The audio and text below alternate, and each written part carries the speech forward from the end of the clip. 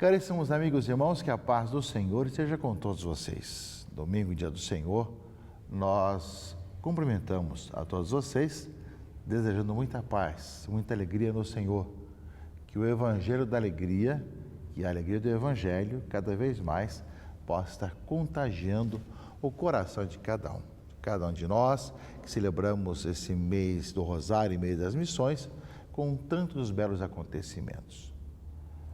Ontem nós tivemos a beatificação da Madre Assunta Marchetti, na Catedral de São Paulo, né? Um passo muito bonito. Vemos aí o Brasil cada vez mais encontrando e vendo tantos sinais de santidade na vida dos seus filhos e filhas, e sendo isso reconhecido pela Igreja.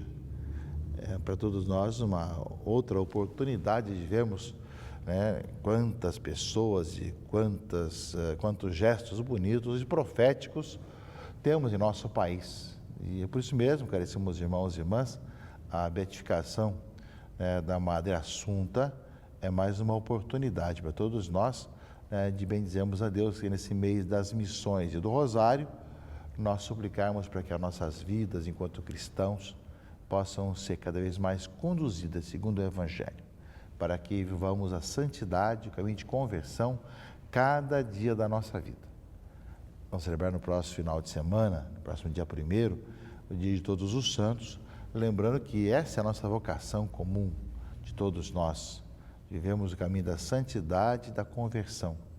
E de tal maneira, vivendo a vida de conversão, que nós possamos, meus irmãos e irmãs, testemunhar no Senhor que é possível caminhar na santidade e é possível ter uma vida nova em nosso dia a dia, em nossa caminhada.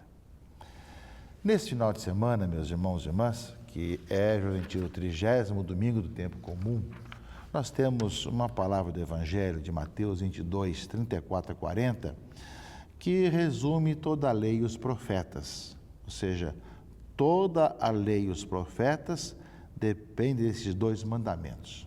Ou seja, sempre temos assim algumas perguntas que se tentaram fazer, o que fizeram para Jesus, para tentar pegar-lhe alguma contradição.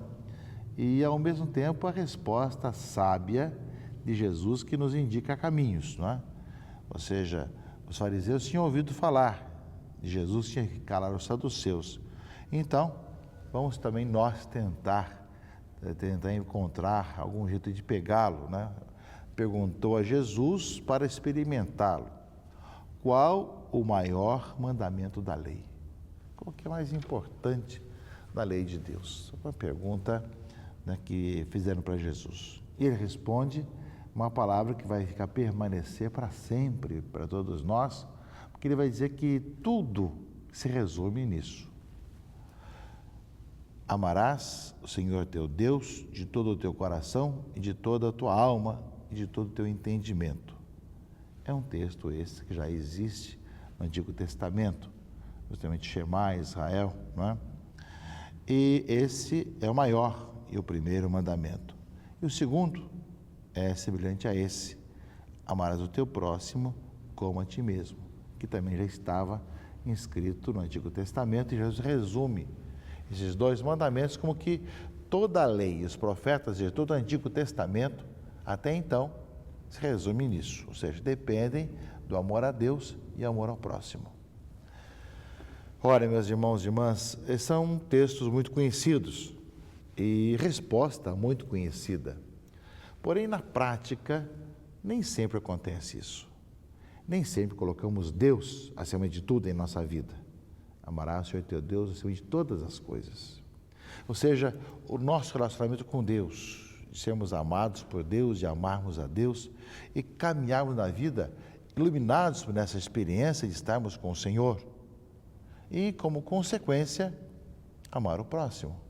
A consequência do amor a Deus é amar o próximo. Porque João, depois, vai dizer na sua carta: ninguém pode dizer que ama a Deus que não vê, se não ama o próximo que vê. Então, vão ser textos repetidos, aprofundados, tanto no Antigo como no Novo Testamento, principalmente no Novo Testamento. Deus é amor, e quem ama permanece em Deus. Então, a palavra vai lembrar bem isso. Um amor que é doação, que é disponibilidade e que, ao mesmo tempo, recorda para todos nós essa necessidade de sermos testemunhas desse amor de Deus. Somos chamados a fazer essa experiência de sermos amados e de amarmos. E por amarmos a Deus, somos chamados a amar o próximo, amar o irmão. Nesse sentido, a leitura primeira nos coloca algumas questões muito claras com relação a como amar o próximo. No Antigo Testamento nós temos muitos textos, não é? Uma leitura do Êxodo, capítulo 22, desse final de semana, ele vai lembrar alguns aspectos. Primeiro, não oprimas nem maltrates o estrangeiro. Não oprimas nem maltrates o estrangeiro.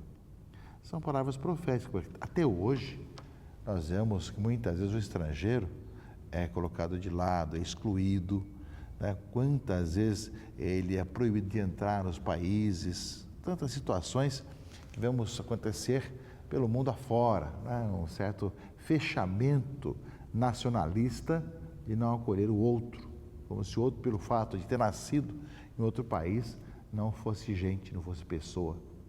Não oprimas nem maltraste o estrangeiro, não façais mal algum à viúva nem ao órfão, ou seja, as pessoas desprotegidas.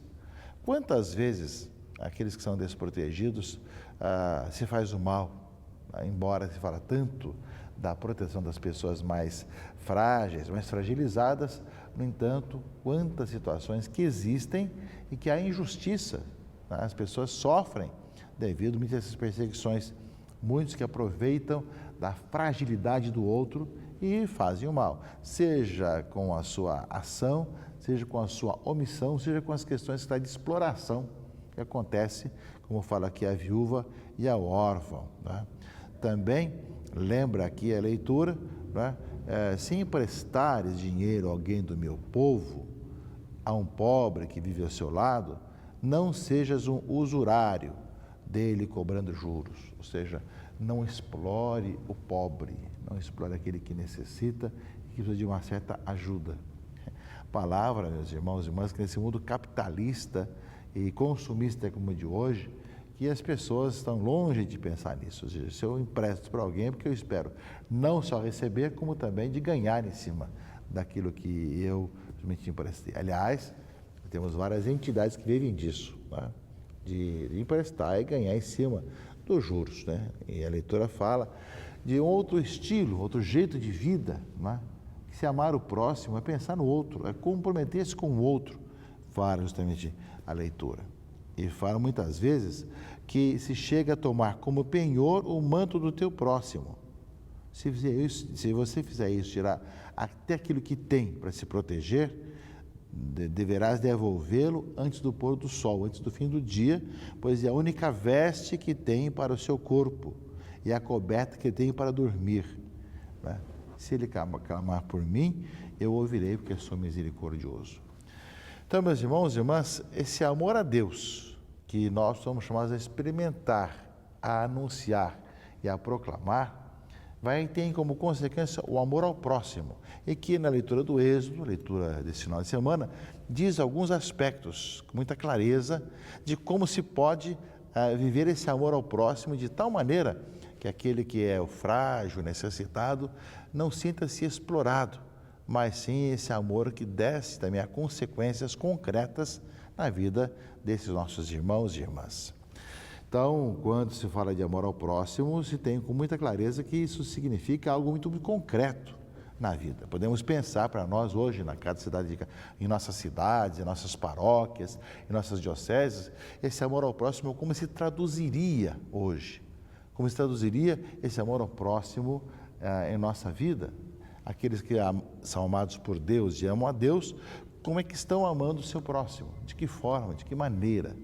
Como nós falamos da questão da beatificação, da canonização dos santos, os santos são aqueles que viveram esse amor de Deus, esse amor a Deus, e amaram o próximo dentro da sua realidade, do seu tempo, da sua época, do seu século, e o fizeram de uma maneira tal que corresponderam ao chamado de Deus via o Evangelho. E é claro, meus irmãos e irmãs, amar o próximo e fazer o bem ao outro mudaria toda a sociedade, mudaria o mundo. Você não faria violência, você não mataria o outro, você não jogaria bomba em cima do outro, você não judiaria das pessoas, saberia acolher e ajudar as pessoas, amar o próximo. Você pensaria o contrário do que muitas vezes acontece, de exploração, de violência, de guerra em cima do outro. E muitas vezes nós vemos, meus irmãos e irmãs, que o grande desequilíbrio da nossa sociedade acontece justamente por aí, não é? Quando esse amor ao próximo não acontece, e acontece muito mais a exploração do outro, né? A dominação do outro, o tentar atrapalhar a vida do outro, né? Por isso, quem é amado por Deus realmente ama a Deus, como lembra a leitura do Evangelho, vai também amar o próximo. E de tal maneira concreta, em atitudes concretas, no dia a dia da nossa vida. Porque, sem dúvida, meus irmãos e irmãs, que a vida concreta de amar o próximo vai ser de acordo com a realidade que nós tivemos em nossa paróquia, em nossa diocese. E, por fim, a segunda leitura desse domingo, a primeira carta de São Paulo aos Tessalonicenses, meus irmãos e irmãs, fala que, assim como Paulo vive o Evangelho, também cada um é chamado a viver o Evangelho, tornando-se aqueles que, pelo exemplo, também se deixam conduzir. Vós vos tornastes imitadores nossos do Senhor, acolhendo a palavra com a alegria do Espírito Santo, apesar de tantas tribulações. Assim vos tornastes modelo para todos os fiéis da Macedônia e da Acaia. Com efeito, a partir de vós, a palavra do Senhor não se divulgou apenas na Macedônia e na Acaia, mas a vossa fé em Deus propagou-se por toda a parte. Assim, nós já nem precisamos de falar, pois as pessoas mesmas contam como vós nos acolhestes e como vos convertestes, abandonando os falsos deuses para servir ao Deus vivo e verdadeiro, a quem Ele ressuscitou dentre os mortos, Jesus, que nos livra do castigo que está por vir.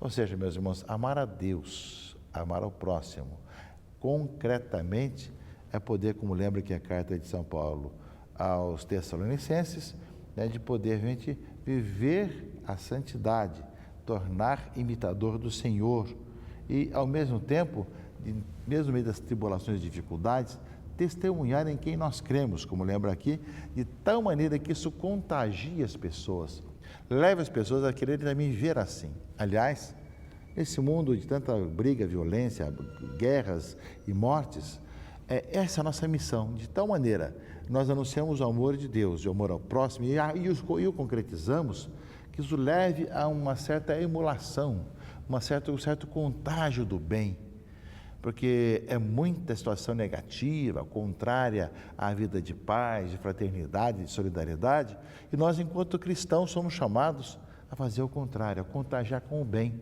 Por isso mesmo, lembra que a carta aos Tessalonicenses, ou seja, todo mundo contam, não precisa nem falar como vocês estão fazendo. Ou seja, que a nossa vida seja de tal maneira que as pessoas possam estar já alegres no Senhor, contando, né, com o testemunho, com o contágio do bem, com a alegria de estar no Senhor. Que esse final de semana, meus irmãos e irmãs, recordando justamente essa nossa caminhada de santidade, preparando-nos para o final de semana com a festa de todos os santos, e lembrar e rezar pelos nossos falecidos, que nós peçamos ao Senhor experimentar em nossa vida o amor de Deus, o amor a Deus, consequentemente amar o próximo concretamente, de tal maneira que isso contagie o mundo com o bem, com a fraternidade, com a paz. Meus irmãos e irmãs, que Deus abençoe, proteja e guarde a todos, em nome do Pai, e do Filho e do Espírito Santo. Amém.